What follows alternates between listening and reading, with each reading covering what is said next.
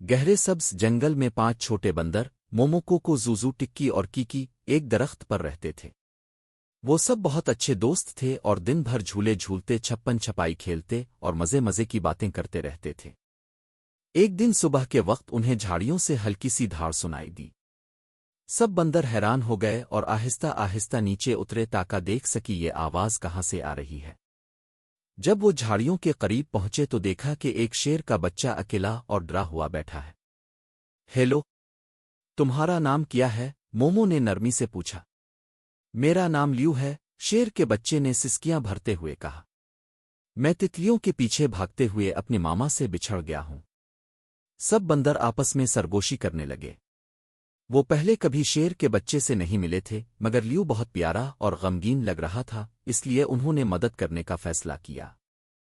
فکر نہ کرو لیو، ٹکی نے خوشی سے کہا، ہم تمہیں تمہاری ماما سے ملائیں گے۔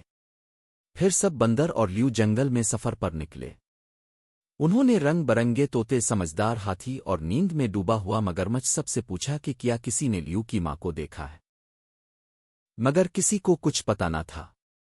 راستے میں بندروں نے لیو کو جھولنا سکھایا، حالانکہ وہ اچھا نہیں جھول پایا، اور لیو نے سب کو زور سے دھاڑنا سکھایا جس سے درختوں کے پتے تک ہل گئے۔ آخرکار جب وہ دریا کے کنارے پہنچے تو انہیں ایک زوردار دھاڑ سنائی دی۔ لیو خوشی سے چیخا، ماما، اور بھاگ کر اس کی گود میں جا گرا۔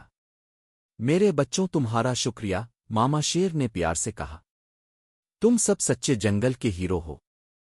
اس دن کے بعد لیو اور 5 بندر بہت اچھے دوست بن گئے اور ہر دن ہنسی خوشی کھیلتے اور جنگل میں دوستی کی مثال بن گئے۔